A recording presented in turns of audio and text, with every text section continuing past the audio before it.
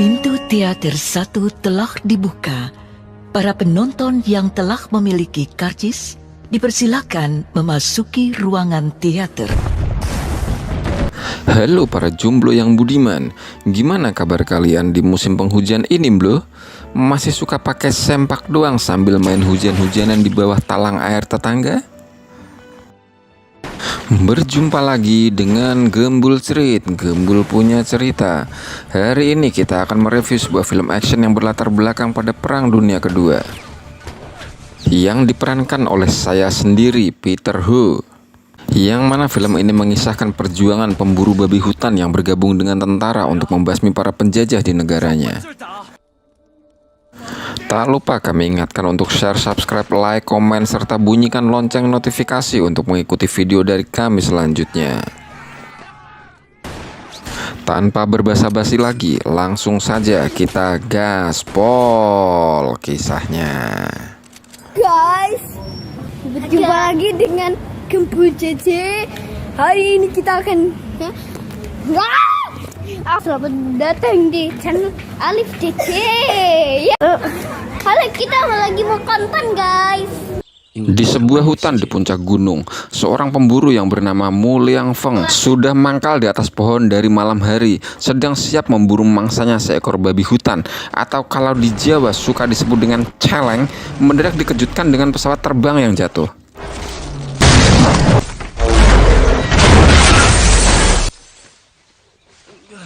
Tak ingin si celeng kabur, Mu Liang Feng lantas mengejar dan berhasil menembak celeng untuk dibawa pulang. Penasaran, lantas Mu Liang Feng mencoba melihat pesawat yang jatuh.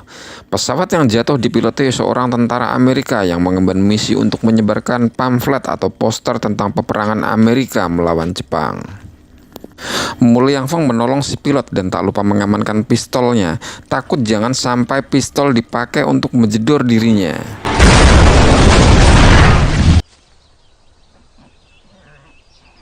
Akhirnya Mu Liang Feng lebih memilih menyelamatkan si pilot daripada membawa pulang si celeng yang siap untuk dipanggang.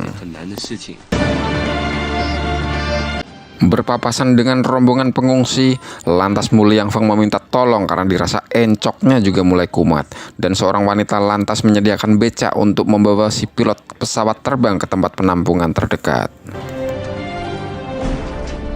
Di tempat penampungan, Mu Liang Feng berkenalan dengan wanita yang tadi menolong. Wanita itu bernama Liu Tang, janda dari seorang tentara yang gugur di medan peperangan. Pilot pesawat yang sudah tersadar dari pingsannya bernama John meminta tolong Liu Tang untuk menghubungi dubes Amerika untuk mengurus kepulangannya. Malam harinya, Mu Liang Feng yang menginap di tempat penampungan di bawah selimut mengagumi pistol canggih yang diambilnya dari John.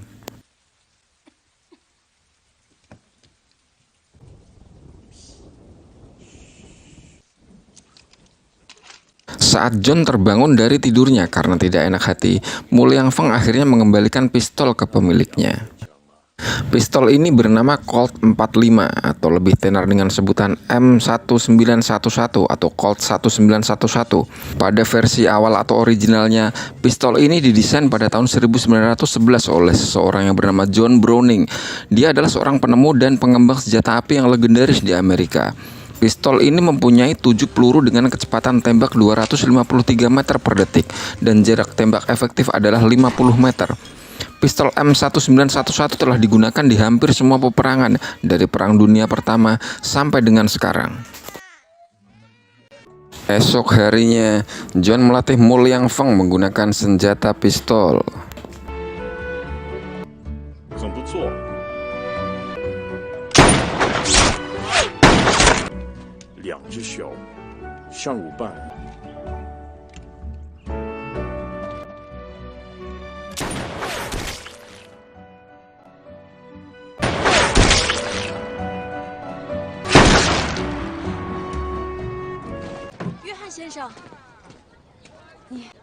Tiba saat perpisahan, John pulang ke negaranya. Mu Liang Feng menyulangkan teh sebagai terima kasih dan tanda ikatan sebagai guru dan murid.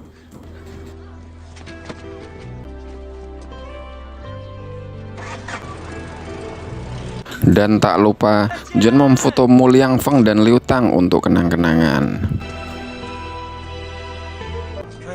Di kedai teh milik Liu Tang, terlihat sekelompok tentara Cina yang sombong dan arogan membuat ulah. Liu Tang segera meredam amarah tentara sombong itu, tapi malah makin menjadi. Mu Liangfeng yang datang dan melihat keributan itu segera menolong Liu Tang, dan terjadilah perkelahian.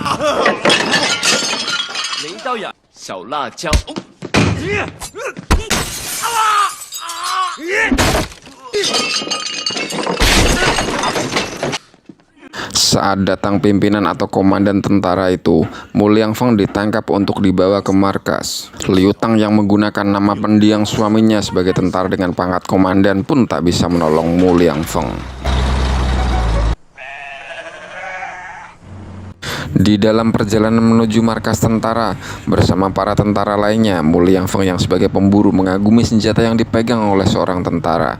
Senapan itu berjenis Springfield M1903.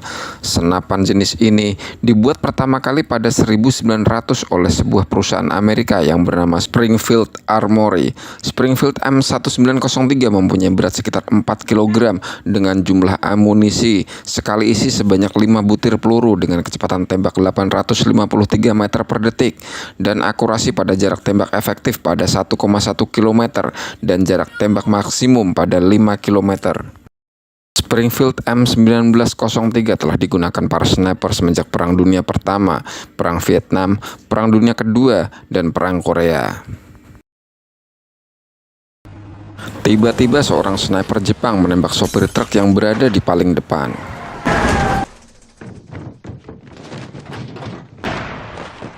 Mu Liangfeng mencoba mengintip siapa yang menembak mereka, tapi dengan segera dicegah. Namun tiba-tiba, sebelum meninggal, si tentara sniper Cina menyerahkan senapannya kepada Mu Liangfeng.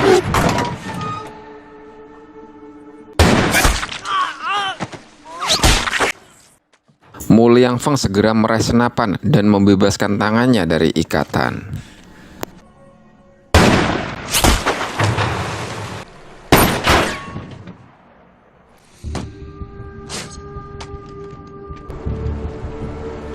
Ingin mencoba senapan yang baru diperolehnya, Mu Liangfeng memerintahkan si komandan untuk membuat pengalihan atau memancing dari mana arah asal tembakan berasal.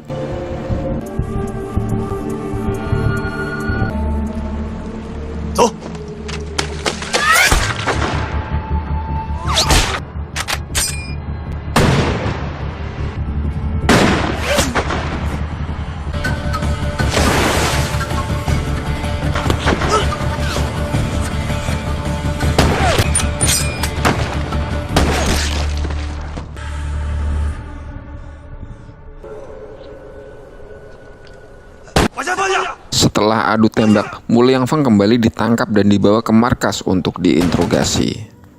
Di markas tentara Cina, Mu Liangfeng kekeh dengan identitasnya sebagai pemburu babi hutan. Seorang komandan regu sniper yang bernama Sersan Zhang mengetes kemampuan kecepatan tangan Mu Liangfeng.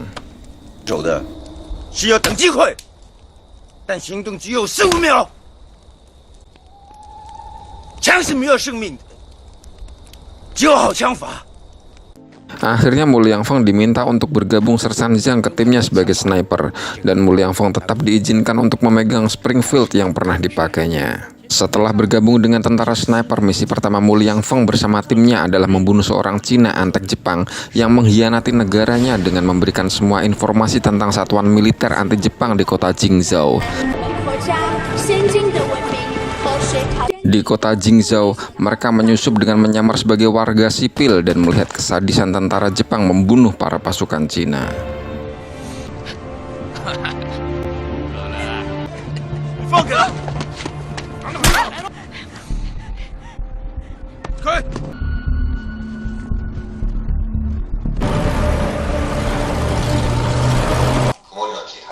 Di markas tentara Jepang, seorang komandan kolonel tentara Jepang yang bernama Kolonel Masaya sedang merayu tunangannya yang bernama Ryoko yang juga seorang perawat dengan membawakan makanan dan bunga.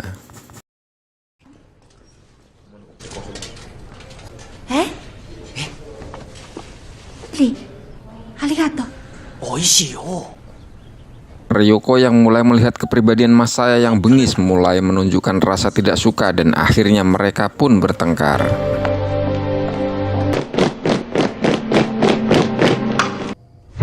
Pada malam hari, para sniper Cina berkumpul di gudang beras dan mereka mengambil senjata yang telah mereka selundupkan. Dan tak lupa Sersan Zhang membagikan foto target mereka dan setelah itu mereka berpencar menempati posisinya masing-masing.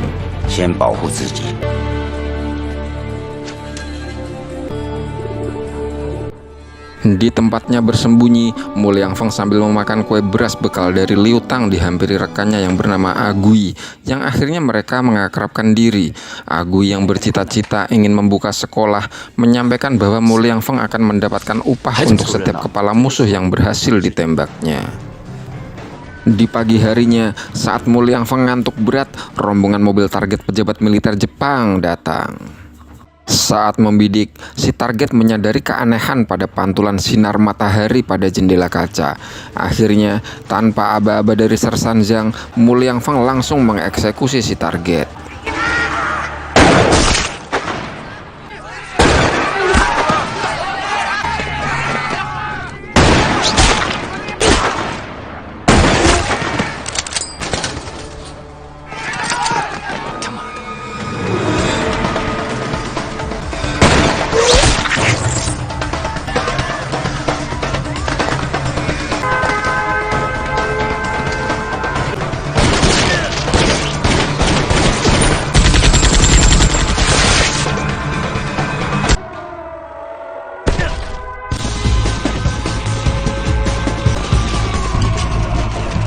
Kolonel Masaya yang habis mabok karena berantem dengan pacarnya kaget dibangunkan anak buahnya. Segera setelah memantau situasi, Masaya meminta senapannya. Ternyata Masaya adalah sniper yang handal.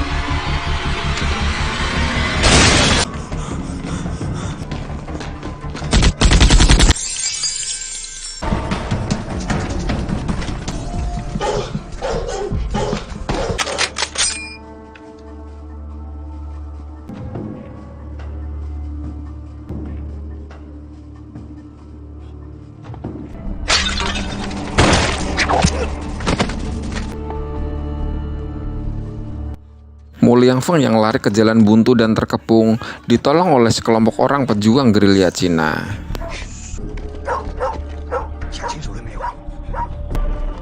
Di tempat lain, Kolonel Masaya menemukan selongsong peluru dari senapan Springfield dan juga menemukan kue beras yang belum sempat dimakan oleh Mu Liangfeng. Di saat yang bersamaan, anak buah Masaya memberikan surat dari Ryoko yang isinya bahwa Ryoko memutuskan pertunangan mereka dan mengembalikan cincin dari Masaya. Di hutan bambu, para sniper Cina yang tersisa mengabsen anggota yang masih hidup dan menunggu anggota lain yang belum datang. Saat salah satu anggota buang air kecil, tiba-tiba saja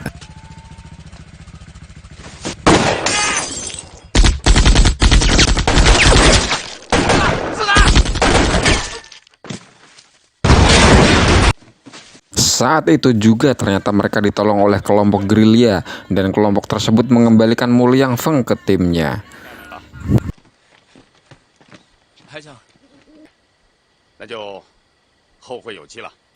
Setelah kelompok gerilya berpamitan dan pergi, Sersan Zhang menabok Mu Liangfeng dianggap menyalahi perintah dengan duluan menembak tanpa komando. Di markas tentara Cina, Mu Liangfeng resmi menyandang status sebagai anggota tentara dengan memakai seragam. Mu Liangfeng juga mendapat surat kangen dari Liu Tang, tapi karena Mu Liangfeng tidak pernah belajar membaca, akhirnya rekannya membacakan surat untuknya. Beberapa bulan kemudian, Mu Liangfeng pulang ke kampung halaman dan mengunjungi kakeknya. Uang yang diberikan Mu Liangfeng dibuang oleh kakeknya ke tungku setelah Mu Liangfeng bilang uang itu adalah bonus atau bayaran dari per kepala musuh yang berhasil ditembaknya. Kakeknya berpesan, berperanglah demi negara dan jangan membunuh demi uang. Setelah berpamitan, kakeknya memberikan paket dari Liu Tang. Paket itu berisi pistol yang dikirim John dari Amerika.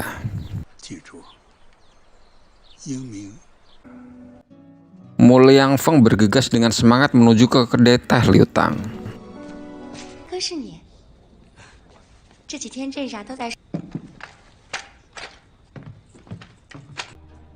Liu Tang yang melihat Mu Liangfeng memakai seragam seakan mengingatkan pada sosok mendiang suaminya. Liu Tang lantas bertanya, Kok surat aku nggak pernah dibalas? Mu Liangfeng lantas menjawab, Kan aku nggak bisa baca tulis, Mbak. Makanya lain kali kirim komik bergambar aja. Jadi aku nggak perlu baca. Setelah lepas kangen, akhirnya Mu Liangfeng pamit untuk kembali bergabung bersama timnya.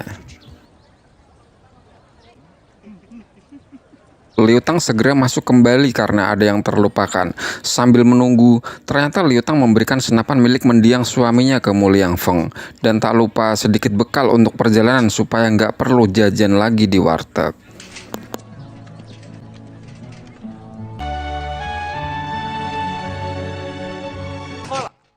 Sesampainya di markas, Sersan Zhang memarahi Mu Liangfeng karena seorang sniper tidak boleh punya hubungan dengan orang luar karena dinilai membahayakan identitas anggota tim sniper.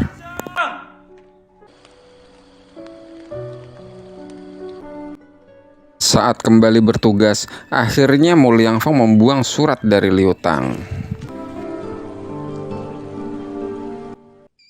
Di gudang beras, Kolonel Masaya membunuh pemilik gudang beras dan anak buahnya sendiri karena dinilai lambat mencari identitas para sniper Cina.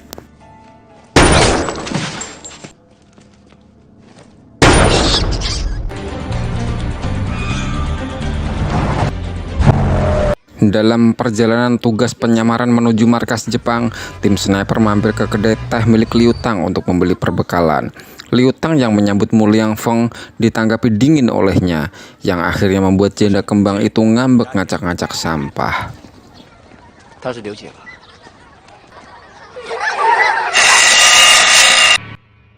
Di markas Jepang, anak buah Masaya melaporkan telah menemukan asal kue beras yaitu dari kedai teh Liu Tang, dan mata-mata telah melihat Liu Tang ngobrol mesra dengan Mu Liangfeng yang berseragam tentara. Kembali di kedai teh, Mu Liangfeng yang merasa bersalah mencoba memperbaiki hubungannya dengan meminta maaf. Tak lupa disertai dengan bacotan-bacotan cinta dan puisi-puisi indah. Akhirnya, Liu Tang luluh dan memaafkannya.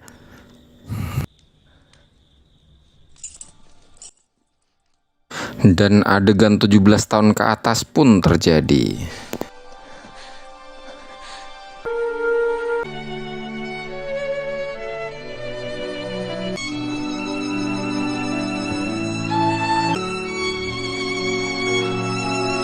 Akhirnya adegan tadi di-skip oleh Mimin, takut para jomblo yang menonton jadi kalap kesetanan.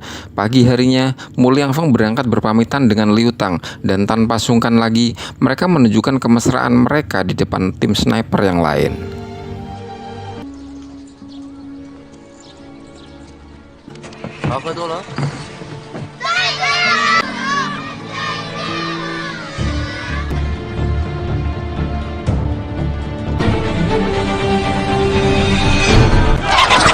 Di tempat sabung ayam, para tentara Jepang dilumpuhkan tim sniper Cina. Para sniper Cina membutuhkan seragam tentara Jepang untuk memasuki markas besar mereka.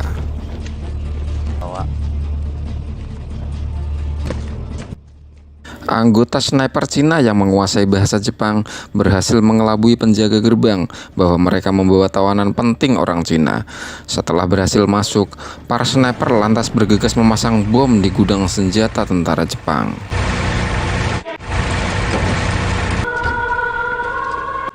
Saat akan keluar, Mu Liangfeng mendengar pembicaraan tentara Jepang bahwa kota tempat kedai teh Liu Tang akan segera disterilkan oleh pesawat pengebom dalam beberapa jam ke depan. Lantas Mu Liangfeng menyekap tentara Jepang yang memberi informasi untuk memastikan kabar tersebut. Setelah yakin dengan berita tadi, Mu Liangfeng lantas meminta izin untuk segera pergi untuk memperingatkan Liu Tang dan penduduk setempat, tapi segera dicegah oleh Sersan Zhang karena kepanikan atas perbuatan Mu Liangfeng akan membahayakan situasi mereka yang sedang berada di kandang musuh. Akhirnya keberadaan mereka dicurigai oleh petugas yang lagi piket ngepel dan segera melaporkan untuk dilakukan pengepungan. Mu Liangfeng dan Sersan Zhang yang masih berdebat segera sadar bahwa keberadaan mereka telah diketahui dan akhirnya baku tembak pun terjadi.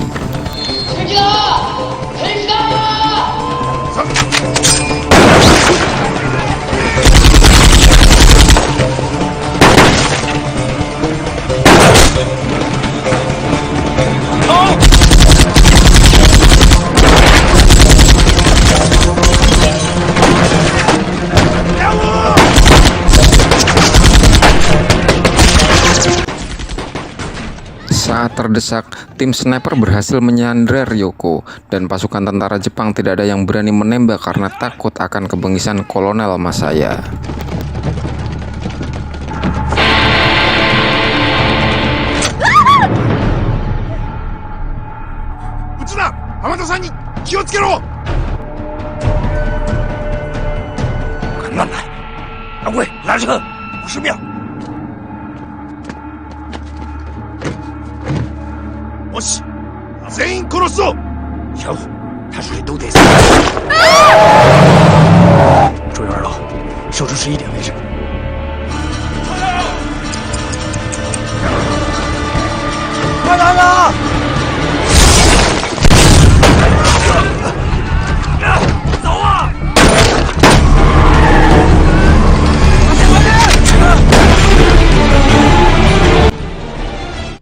Mu Liangfeng menyuruh Ryoko untuk mengobati Sersan Zhang yang tertembak. Namun, Sersan Zhang menyuruh Mu Liangfeng untuk jangan menghiraukannya dan segera pergi ke kedai teh Liu Tang untuk menyelamatkannya. Ternyata, sang sopir juga tertembak dan setelah berpamitan tanpa cipika-cipiki, sang sopir pun menghembuskan nafas terakhirnya.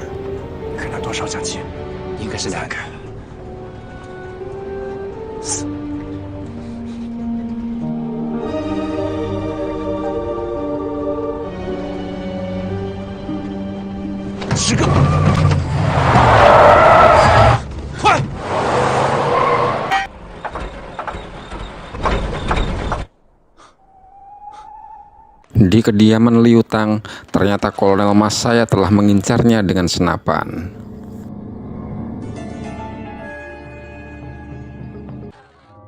Saat Masaya melihat ke bawah, terjadi kepanikan massa yang ternyata kabar telah bocor dan akan segera terjadi pengeboman di tempat itu. Agui yang tidak dapat memperbaiki mobil yang mogok segera menyuruh Mu Liangfeng untuk bergegas pergi duluan dan akan segera menyusul. Di tengah jalan, Mu Liangfeng berpapasan dengan kelompok gerilyawan yang terkejut dengan seragam Jepang yang dipakai Mu Liangfeng. Setelah mengenalinya, lantas para gerilyawan mengantar Mu Liangfeng sekaligus membantu mengevakuasi warga. Di kediaman Liu Tang, Masaya telah masuk dan menanyakan keberadaan Mu Liangfeng.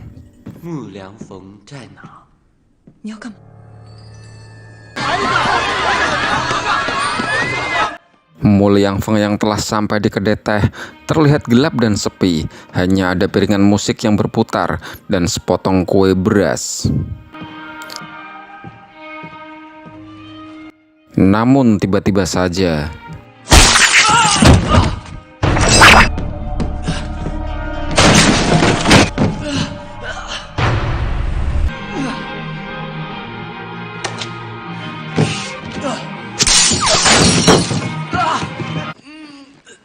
Agui yang telah datang berusaha menolong Mu Liangfeng dan Mu Liangfeng melihat jejak pakaian Liu Tang di jalan.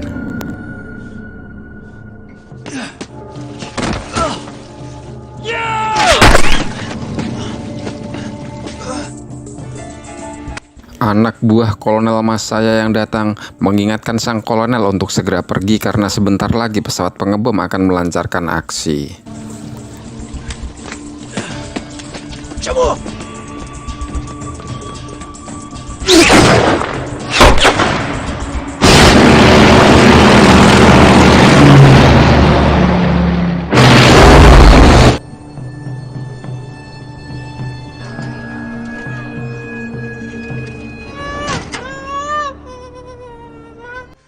Dengan bengis Masaya menembaki Sandra dan termasuk pelayan Liutang yang telah menjadi pacar Agui.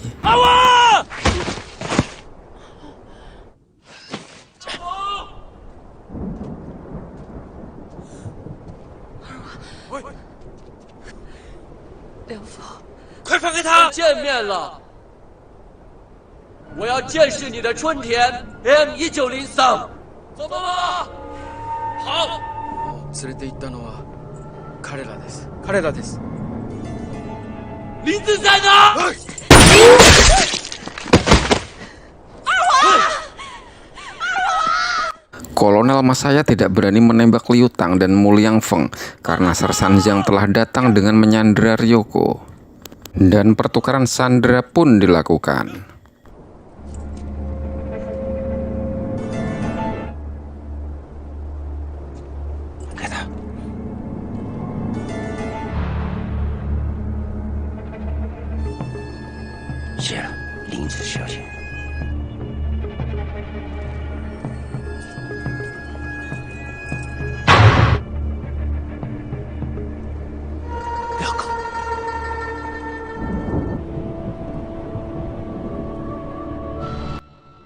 Sesaat setelah semua yang hadir melihat ke atas ke arah pesawat yang datang, dengan segera Masaya menembak ke arah Muliang Feng, tapi Agui mengorbankan diri menahan tembakan.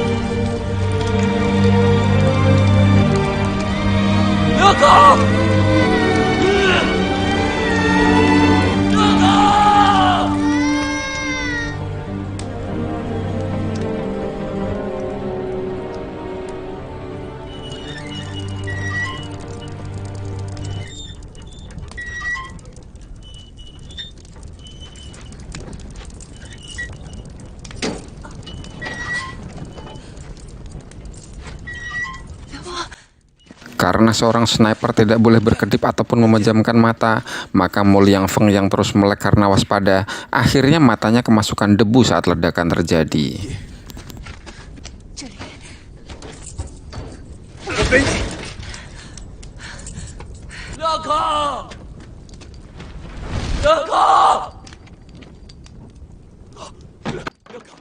Di sisi lain, Ryoko yang telah terkena ledakan sebelum meninggal berkata kepada Masaya bahwa kalau seandainya Masaya tidak menjadi seorang tentara, mungkin sekarang mereka adalah keluarga kecil bahagia yang tinggal di rumah sederhana dengan anak-anak mereka.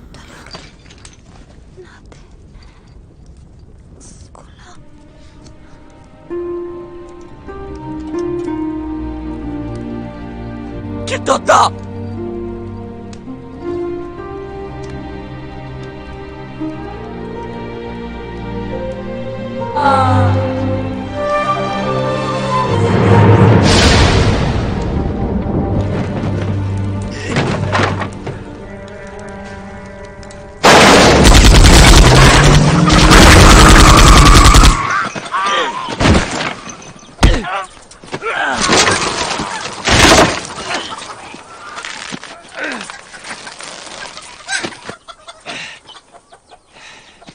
心。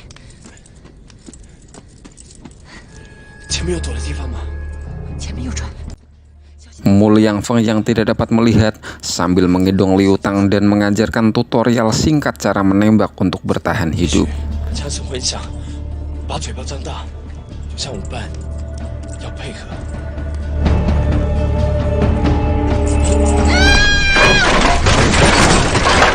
怎么样？ Tapi mas saya telah membidik mereka berdua.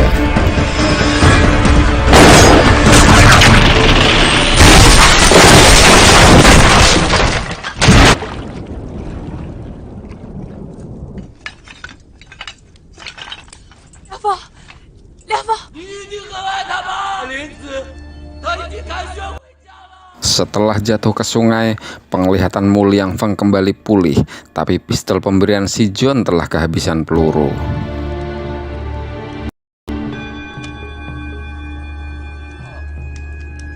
那也是林子未来的一栋古老的房子，有什么的？我家的院子，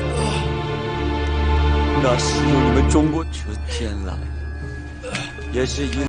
Ternyata si bocil di penampungan dulu masih menyimpan satu peluru yang pernah dipungutnya, guys. Pas banget sih sutradara nyetingnya. 战争把他们分开了。你太多废话了。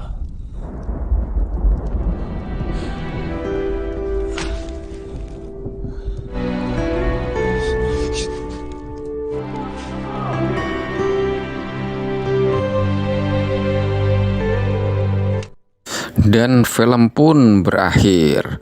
Pesan yang kita dapat dari film Sniper ini, segeralah tembak orang yang kalian taksir sebelum ditembak oleh orang lain dan kalian kembali memperpanjang status jomblo kalian. Siapapun boleh kalian tembak asal masih berlainan jenis, dan jangan sekali-sekali kalian menembak yang bukan dari bangsa kalian, misalnya nembak kambing atau kerbau tetangga. Nanti kalian langsung ditangkap Satpol PP buat dikandangin di rumah sakit jiwa. Stay treat. 打鬼子去。好，神魔城还剩几发？